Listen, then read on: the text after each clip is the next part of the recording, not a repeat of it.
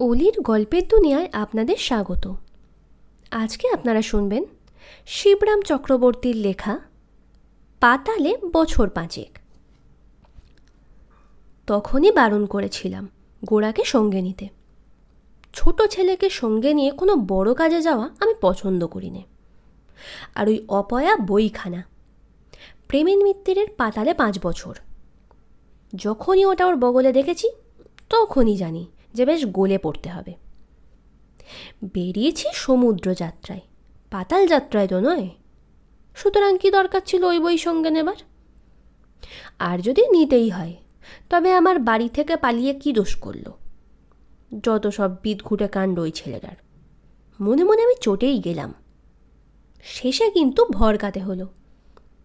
জাহাজে উঠে যখনও বইয়ের কারণটা আমার কাছে ব্যক্ত করলে, আমাকে রেলিংয়ের একপাশে ডেকে এনে চোখ বড় করে চাপা গলায় বললে, মেজো মামাকে বলবেন না কিন্তু, খুব ভালো হয় যদি জাহাজটা ডুবে যায়।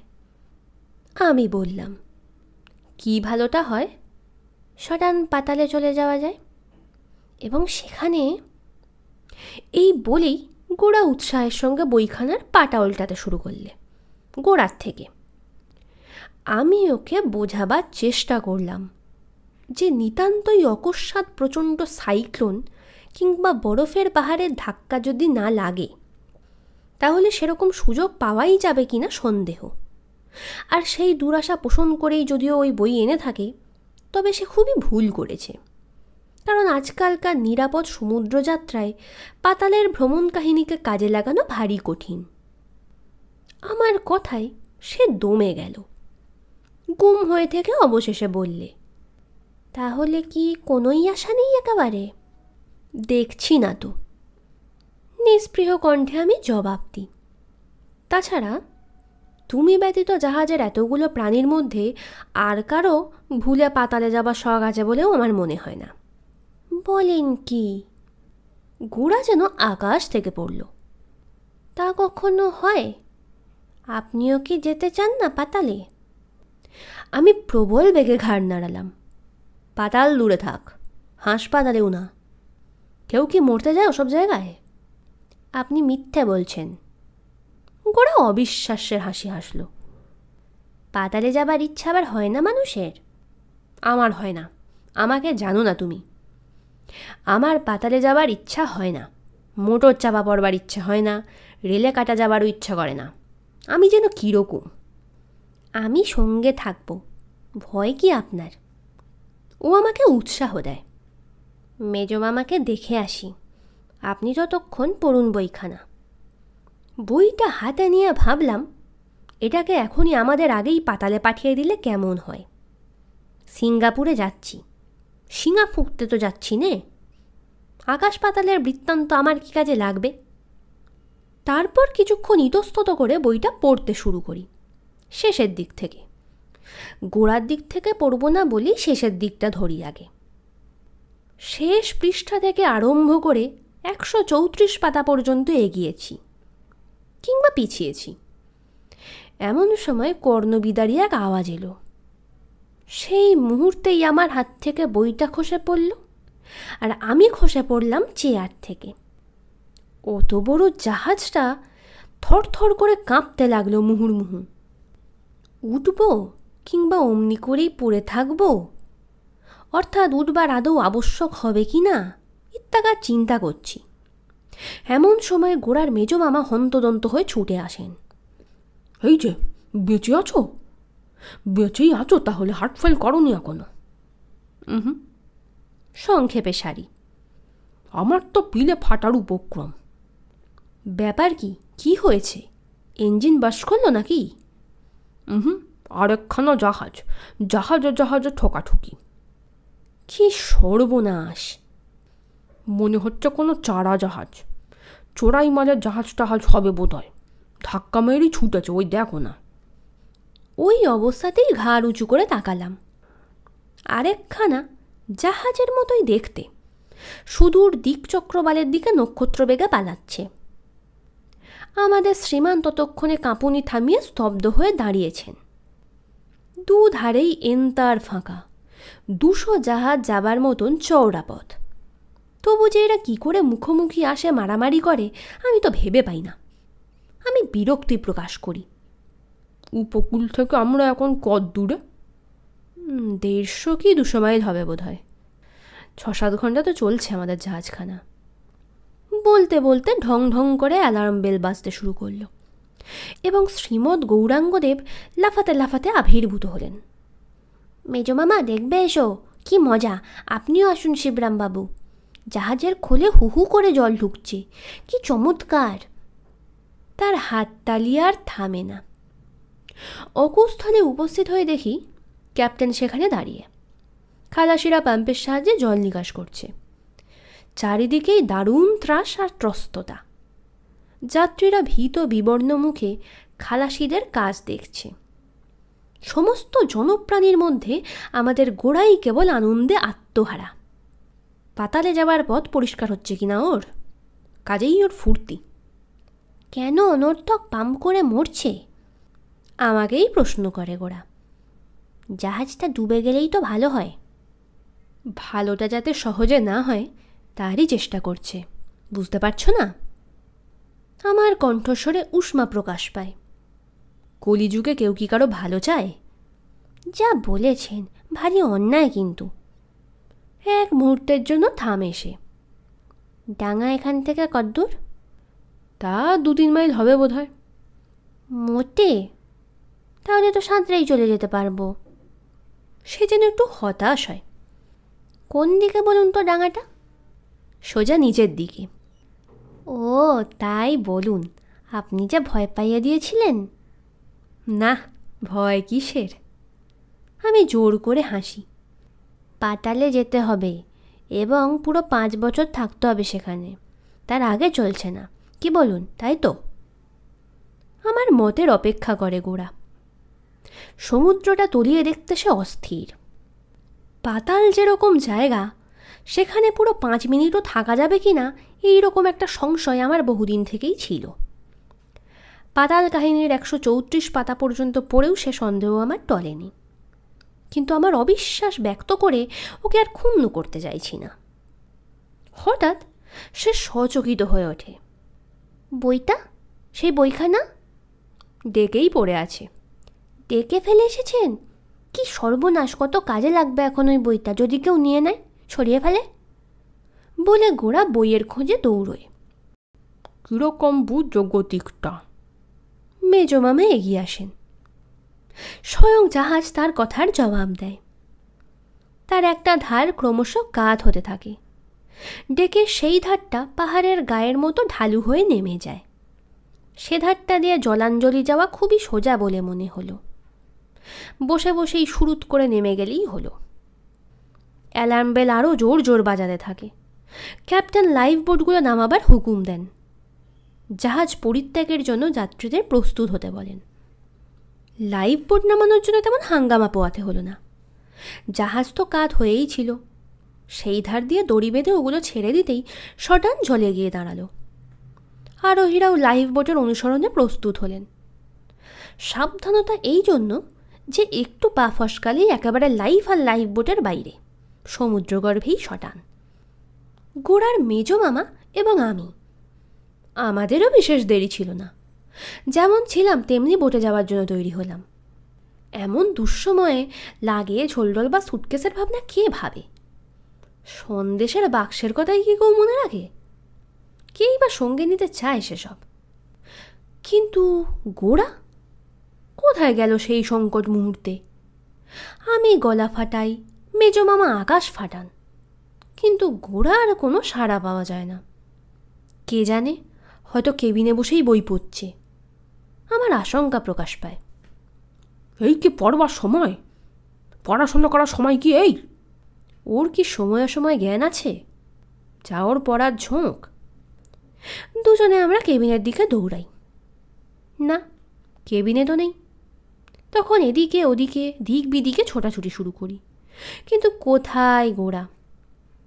অবশেষে আমাদের জন্য সবুর না করে শেষ বোটখানাও ছেড়ে দেয়।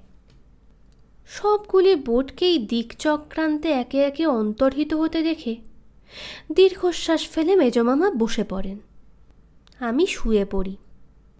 সেই পরিত্যক্ত জাহাজের প্রান্ত সীমায় তখন কেবলই আমরা দুজন, গোড়া অথবা লাইফ বোট। কার বিরহ আমাদের বেশি কাতর করেছে বলা তখন শক্ত। খট করে একটা শব্দ হতেই চমকে উঠে দেখি শ্রীমান গৌরাঙ্গ হাসতে হাসতে অবতীর্ণ হচ্ছেন। সমুন্নত ডেকে চূড়ায় গিয়ে উঠেছিলেন তিনি। কোথায় ছিলি রে এতক্ষণ? গোড়াকে দেখতে পাওয়া মাত্র সেখানে বসেই মেজমামা যেন কামান দাগেন। কতক্ষণে বোটগুলো ছাড়ে দেখছিলাম। সবগুলো চলে যাবার পর আমি তবে নেমেছি। কৃতার্থ করেছ, মনে মনে আমি কই। মেজমামার দিক থেকে সহানুভূতির আশা কম দেখে ছেলেটা আমার গা ঘেঁষে দাঁড়ালো। কানে কানে বললে, পাতালে যাবার এমন সুযোগ কি ছাড়তে আছে মশাই, আপনি বলুন না। আমি চুপ করে থাকি। কি আর বলবো? আশঙ্কা হয় এখন কথা বলতে গেলেই হয়তো তা কান্নার মতো শোনাবে। নিশ্চিত মৃত্যুর সম্মুখে কান্নাকাটি করে লাভই বাকি। ঘাবড়াবেন না, ওর চাপা গলা সান্ত্বনা পাই। ফিরে এসে আপনিও প্রেমেনবাবুর মতো অমনি একখানা বইয়ের মতো বই লিখতে পারবেন। আমি শুধু বলি, হ্যাঁ, ফিরে এসে, যদি ফিরে আসতে পারি। মুখ ফুটে এর বেশি বলতে পারি না। মুখের ফুটো বুজে আসছিল আমার। ক্রমশ বিকেল হয়ে আসে। অনেকক্ষণ বসে থেকে অবশেষে আমরা উঠি। খাওয়ার এবং শোয়ার ব্যবস্থা করতে হবে তো। যতক্ষণ বা যতদিন এই জাহাজের এমনি ভেসে থাকার মতিগতি থাকবে আর এই পাশ দিয়ে যেতে যেতে অন্য কোনো জাহাজ আমাদের দেখতে পেয়ে তুলে না নেবে, ততক্ষণ বা ততদিন টিকে থাকার একটা বন্দোবস্ত করতে হবে বই কি। আফসোস করার ফল কি এখন? জাহাজকে ধন্যবাদ দিতে হয়, তিনি সেইরূপ কাত হয়েই রইলেন, আর বেশি তলাবার চেষ্টা করলেন না। আমরা তিনজনে এধারে ওধারে এবং কেবিনে পরিভ্রমণ শুরু করলাম। না, খাবার দাবার পর্যাপ্তই রয়েছে। 5 বছর না হোক, 5 হপ্তা টেকার মতো নিশ্চয়ই। বিস্কুট, রুটি, মাখন, চকোলেট, জ্যাম, ঠান্ডা মাংস, টিনকে টিন। গোড়ার পুলকার ধরে না। তার কলরব আমাদের একেবারে খেপিয়ে তুলল প্রায়। খাওয়া দাওয়া সেরে একটা প্রথম শ্রেণীর কেবিনে শয়নের আয়োজন করা গেল। ডেকে টিকিট কেটে প্রথম শ্রেণীতে যাওয়ার সুযোগ পাওয়া কতখানি সুবিধার। নরম গদির আরামের মধ্যে গদগদ হয়ে গোড়া আমাদের তাই বোঝাতে যায়। কিন্তু তার সূত্রপাতেই এক ধমকে মেজমামা থামিয়ে দেন ওকে। পরের দিন ভোরে ঘুম ভাঙলে সবাই আমরা চমৎকৃত হলাম। এ কি, কেবিনের দরজা কেবিন ছাড়িয়ে এত উঁচুতে কি করে উঠে গেল? রাতারাতি জাহাজটা কি আর এক ডিগবাজি খেলে নাকি? বাইরে বেরিয়ে যে কারণ বের করব তারও জো নেই, কেননা দরজা গেছে কড়িকাঠের জায়গায়, কিন্তু আমরা দরজার জায়গায় নেই। আমরা যে কোথায় আছি ঠিক বুঝতে পারছি না। গোড়া কিন্তু আমাদের কাজের ছেলে। কোত্থেকে একটা দড়ি বাগিয়ে এনে হুক লাগিয়ে ফাঁসের মতো করে দরজার দিকে ছুঁড়ে দিলে। কয়েকবার ছুটতেই আটকালো ফাঁসটা। তারপর তাই ধরে সে অবলীলাক্রমে উপরে উঠে গেল। ফাঁসটাকে দরজার সঙ্গে ভালো করে বেঁধে দড়িটা নামিয়ে দিলে সে আমাদের উঠবার জন্যে। কিন্তু যে দড়িপথ গোড়ার পক্ষে মিনিট খানেকের পরিশ্রম, তাই বেয়ে উঠতে দুজনেই আমরা নাস্তানাবুদ হয়ে গেলাম। অনেকক্ষণে অনেক উঠে পড়ে বিস্তর ধস্তাধস্তি করে ওর ঘাড়ে পড়ে পরম্পরায় বহুত কায়দা কসরাতে ঘরমাক্ত কলেবরে অবশেষে আমরা উপরে এলাম। এসে দেখি জাহাজ একেবারে অন্য ধারে কাত হয়েছে, অন্যদিকে হেলেছেন। তাই আমাদের প্রতি অবহেলা। সেই জন্যেই কেবিনের মেঝে পরিণত হয়েছে দেওয়ালে, আর দেওয়াল হয়ে দাঁড়িয়েছে ছাদ। জাহাজের মেজাজ। জাহাজের এই রকম দোলায় অতঃপর কি করা যায় তাই হলো আমাদের ভাবনা। ব্রেকফাস্ট করা যাক, গোড়া প্রস্তাব করল। এই রে, মেজমামা বাজের মতন ফাটবেন এইবার। মুখ না ধুতেই প্রাতরাশের সম্মুখে এ প্রস্তাবে না আর রক্ষে নেই। কিন্তু আমার আশঙ্কা ভুল। মেজো মামার দিক থেকে কোনোই প্রতিবাদ এলো না। কাল থেকে গোড়ার প্রত্যেক কথাতেই তিনি চোট ছিলেন, কিন্তু এ কথায় তার সর্বান্তকরণ সায় দেখা গেল। প্রাতরাশ সেরে সবচেয়ে উঁচু এবং ওরই মধ্যে আরামপ্রদ একটা স্থান বেছে নিয়ে সেখানে আমরা তিনটি প্রাণী গিয়ে বসলাম। বসে বসে সারাদিন জাহাজটার আচার ব্যবহার লক্ষ্য করলাম। প্রত্যেক ঘন্টায় একটু একটু করে জলের তলায় তিনি সমাধিস্থ হচ্ছেন। এইভাবে চললে তার আপাদমস্তক তলানো ঘন্টার বা কদিনের মামলা মনে মনে হিসেব করে নি। হয়েছে হয়েছে, হঠাৎ মেজমামা চিৎকার করে ওঠেন। যখন আমরা জাহাজে উঠলাম, মনে নেই তোমার? জাহাজের খোলে যত রাজ্যের লোহা লক্কর বোঝাই করছিল, মনে নেই? হ্যাঁ আছে। তা কি হয়েছে তার? লক্করগুলো তো ভেঙেছে। এখন এই লোহার ভারেই জাহাজ ডুবছে।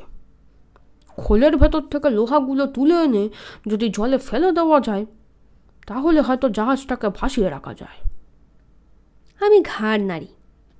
তা বটে, কিন্তু কে আনবে সেই লোহা, এবং কি করেই বা আনবে? আনবো আমি। গোড়া উৎসাহিত হয়ে ওঠে। তার কেবলমাত্র আদেশের অপেক্ষা। থাম! মেজো মামা প্রচণ্ড এক ধমক লাগান। লোকদের সবাই কি গেছে? আপাতত একে জলে ফেলে দিলেও জাহাজটা কিছু হালকা হতে পারে বোধহয়। দেব ফেলে? আমি বললাম। থামো তুমি! মেজো মামা গরম হলেন আরো। তোমরা দুজনে মিলে আমাকে পাগল করে তুলবে দেখছি। তার চেয়ে এক কাজ করা যাক, আমি গম্ভীরভাবে বলি। জাহাজের কেবিনগুলো ওয়াটার টাইট বলে শুনেছি। বড় দেখে একটার মধ্যে ঢুকে ভালো করে দরজাটা আজকের রাতটা কাটানো যাক, তারপর কালকের কথা। কাল যদি ফের বেঁচে থাকে তখন। তাই করা গেল। স্টোর রুম থেকে প্রচুর খাবার এনে সবচেয়ে বড় একটা কেবিনের মধ্যে আমরা আশ্রয় নিলাম। গোড়া কতকগুলো টর্চ বাতি নিয়ে এসেছিল। তাদের আর আমাদের একসঙ্গে জ্বালাতে শুরু করলো। টর্চের সাহায্যে টর্চার করার নামই হচ্ছে জ্বালানো। মেজো মামা বললেন, এর চেয়ে জ্বালাতন আর কি আছে? আর ঠিক এই ঘুমোবার সময়টাতেই। অনেকক্ষণ কেটে গেল, কিন্তু রাত যেন আর কাটে না। যতক্ষণ সম্ভব এবং যতদূর সাধ্য প্রাণপণে আমরা ঘুমিয়েছি। কিন্তু ঘুমানোর তো একটা সীমা আছে। গোড়া সেই সীমানায় এসে পৌঁছেই ঘোষণা করলে, এইবার ব্রেকফাস্ট করা যাক। এই রাত থাকতেই? শুয়ে শুয়েই আমি চমকে উঠি। কি রাক্ষুসের ছেলে রে বাবা! মেজো মামাও গর্জন করেন। তোর কি ভোর হতেও তস হইছে না রে? খিদে পেয়েছে যে। ভোর না হলে বুঝি খিদে পেতে নেই? খিদে কি আমারও পায়নি, কিন্তু কিন্তু তা বলে কি রাত থাকতেই ব্রেকফাস্ট? এরকম বিয়াক্কেলে কথা কেউ শুনেছ কখনো? কারো বাপের জন্মে? ভদ্রলোকে শুনলে বলবে কি? আহা, ছেলে মানুষ, খিদে পেয়েছে খাক না। এখানে তো ভদ্রলোক কেউ নেই, কে শুনছে? বিস্কুটের টিনটা গোড়ার দিকে আগিয়ে দিই। বারে, আমি বুঝি বাদ। মেজো মামা আমার দিকে হাত বাড়ান। ছেলে মানুষ বলে কেউ মাথা কিনে নিয়েছে নাকি? ছেলে মানুষ না হলে খিদে পেতে নেই ক? মেজো মামাকেও একটা টিন দিতে হয়, এবং নিজেও আমি একটা টিন শেষ করি। তারপর আবার ঘুম। তারপর আবার অনেকক্ষণ কাটে, আবার ঘুম ভাঙে, আবার খাবার পালা। এইভাবে বারবার 3 বার ব্রেকফাস্টের দাবি মিটিয়েও সকালের মুখ দেখা যায় না। 12টা বিস্কুটের টিন ফুরোয়, কিন্তু 12 ঘন্টার রাত আর ফুরোয় না। তখন বিচলিত হতে হয়। সত্যি গোড়া, জল তো টর্চটা একবার, কি ব্যাপার দেখা যাক। টর্চের আলো ফেলে কেবিনের পোর্ট হোলের ভেতর দিয়ে যা দেখি তাতে চোখ কপালে উঠে যায়। জল, কেবল সমুদ্রের কালো জল ছাড়া আর কিছুই চোখে পড়ে না। সর্বনাশ হয়েছে, মেজো মামা খুব সংক্ষেপেই কন। হ্যাঁ, আমরা জলের তলায় ডুবে গেছি। আমাদের জাহাজ ডুবে গেছে কখন। কিন্তু এ কথা মুখ ফুটে না বললেও চলত, কেননা এ তথ্য আর অস্পষ্ট ছিল না, আমাদের আর আশেপাশের কেবিনগুলো সব ওয়াটার টাইট বলেই আমরা বেঁচে আছি এখনো পর্যন্ত। পোর্টহোলের কাচের সার্সিটা পুরু, এত পুরু যে তা ভেঙে জল ঢুকতে পারবে না, তাই রক্ষা। এবার কিন্তু মারা গেলাম আমরা। কান্নার উপক্রম হয় মেজো মামার। অনেকটা নিচেই তলিয়েছি মনে হয়, এত নিচে যে সূর্যের রশ্মিও এখানে এসে পৌঁছয় না। দিন কি রাত বোঝবার জো নেই। কতক্ষণ আছি তাই বাকে জানে। মেজো মামা দীর্ঘ নিঃশ্বাস পড়ে। ব্রেকফাস্টের সংখ্যা ধরে হিসেব করলে মনে হয় এক রাত কেটে গিয়ে গোটা দিনটা কাটিয়ে এখন আমরা আরেক রাতে পৌঁছেছি। তবে আর কি হবে? মেজো মামার হতাশার স্বর শুনে দুঃখ হলো। তারপর নিজেই তিনি নিজের প্রশ্নের উত্তর দিলেন। তবে আর কি হবে? দাও আমার রুটি মাখনের বাক্সটা সাবার করা যাক তাহলে। মুখ থেকে কথা খসতে না খসতেই গোড়া মাতুলাজ্ঞা পালন করে। এসব দিকে ওর খুব তৎপরতা। এইভাবে কতদিনে কেন কাটাতে হবে কে জানে, হয়তো বা যাবজ্জীবনী। পাউরুটির পেছনে মুখের কথা অস্পষ্ট হয়ে আসে মেজো মামার। না খেয়ে তো আর বাঁচা যায় না, অতএব খাওয়াই যাক, কি করা যাবে। তারপর থেকে উদরকেই আমরা ঘড়ির কাজে লাগাই। আবার খিদে পেলেই বুঝি আরও 6 ঘন্টা কাটল। এই করেই দিনরাত্রির হিসাব রাখা হয়। এসব বিষয়ে গোড়ার পেট সবচেয়ে নিখুঁত, একেবারে কাঁটায় কাঁটায় চলে, ঘন্টায় ঘন্টায় সাড়া দেয়। এইভাবে কয়েকটা ব্রেকফাস্ট কেটে যাবার পর মনে হলো কেবিনের অন্ধকার যেন অনেকটা ফিকে হয়ে এসেছে। হ্যাঁ, এই যে বেশ আলো আসছে পোর্টহোল দিয়ে। কি ব্যাপার? ব্যগ্র হয়ে ছোটেন মেজো মামা পোর্টহোলের দিকে। কই, আকাশ তো দেখা যাচ্ছে না, চারিদিকেই জল যে। তার করুণ ধ্বনি আমাদের কানে বাজে। না, এখনও জলের তলাতেই আছি বটে, তবে কিছুটা উপরে উঠেছি, সূর্যরশ্মি প্রবেশের আওতার মধ্যে এসেছি। আমার মনে হয় ইতিমধ্যে উপরের মাস্তুল টাস্তুলগুলো খসে গিয়ে ভার কমে যাওয়ায় খানিকটা হালকা হয়ে নিমজ্জিত জাহাজটা কিছুটা উপরে উঠতে পেরেছে। যাক, একটু আলো তো পাওয়া গেল, এই লাভ। থাক না জল চারিদিকে, আমাদের কেবিনের মধ্যে তো নেই, এই বাকি কম বাঁচোয়া। সান্ত্বনার স্বরে এই বলে মেজো মামার কথার আমি জবাব দিই। প্রত্যুত্তরে মেজো মামা শুধু আর একটা দীর্ঘশ্বাস মোচন করেন। আমার কিন্তু এমনি জলের তলায় থাকতেই ভালো লাগে। কীরকম মাথার উপরে, তলায়, চারধারেই অথই জল, কেমন মজা, যদ্দূর চাও খালি সমুদ্র আর সমুদ্র। গোড়া এতক্ষণে একটা কথা কয়, বাড়ির চেয়ে এখানে এখন ঢের ভালো। হ্যাঁ, বাড়ির চেয়ে ভালো বই কি। মেজো মামা নতুন বিস্কুটের টিন খুলতে খুলতে বলেন। জলে ডুবে বসে আছি, জলাঞ্জলি হয়ে গেছে আমাদের, ভালো না? জলে ডুবে কীরকম? গোড়া প্রতিবাদ করে। ডুবে গেলেও আমরা কত নিচে আছি শিবরামবাবু? 20, 30, 40 ফিট, কি আরও বেশিই হবে, কে জানে।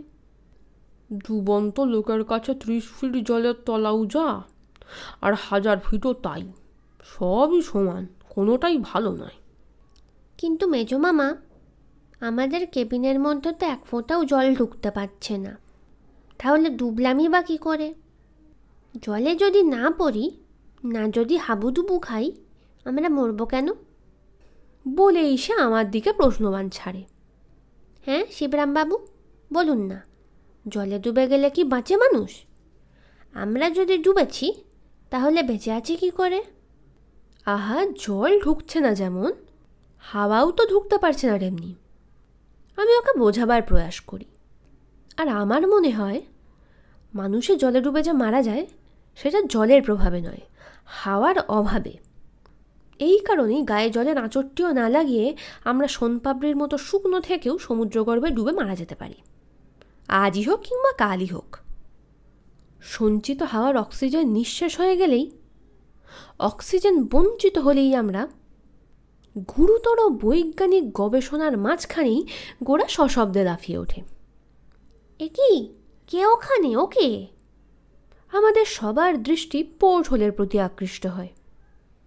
ওর সার্সির ওধারে বদন বেদান করে এ আবার কোন প্রাণীরা বাবা? অজানা কোনো জানোয়ার?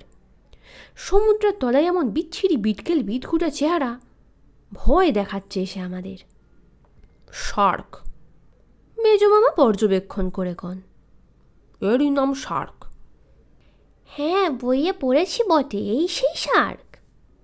গোড়ার উৎসাহের সীমা থাকে না। পোর্ট হোলের উপর সে ঝুঁকে পড়ে একেবারে।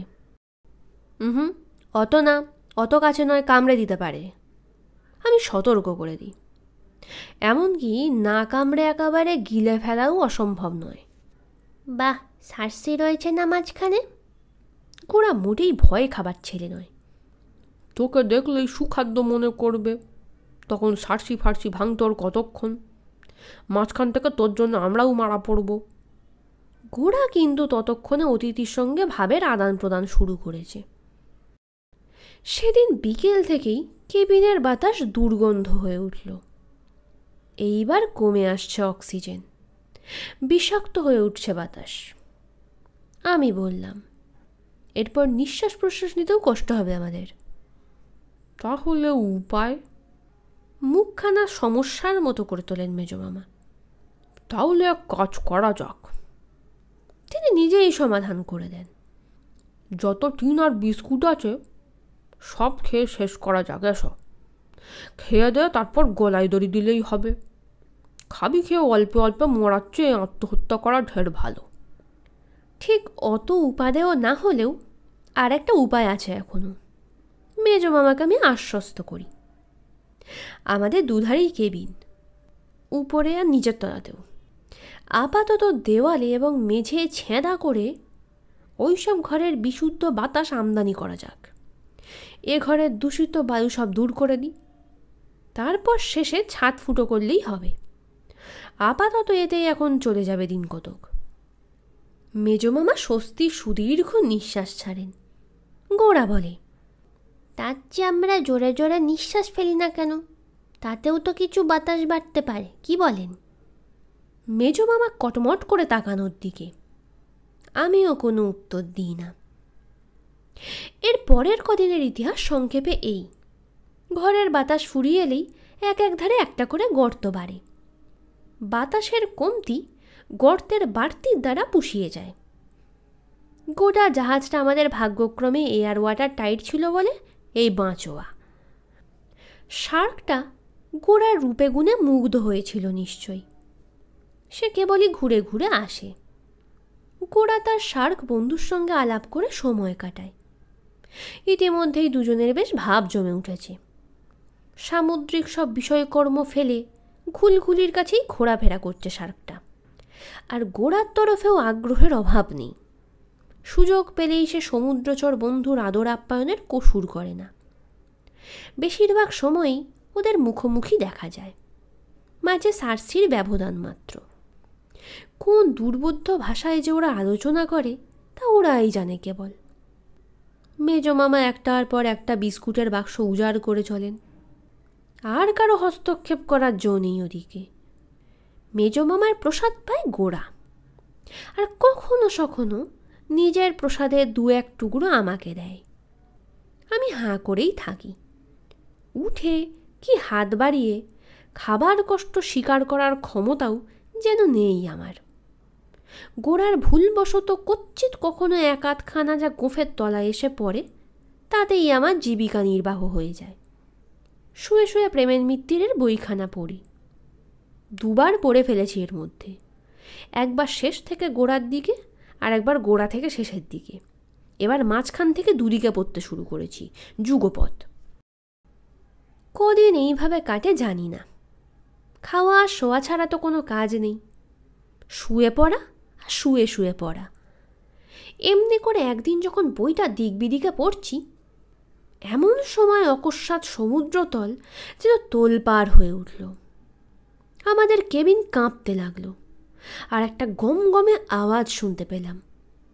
সন্ত্রস্ত হয়ে উঠে বসলাম আমরা। কি ব্যাপার?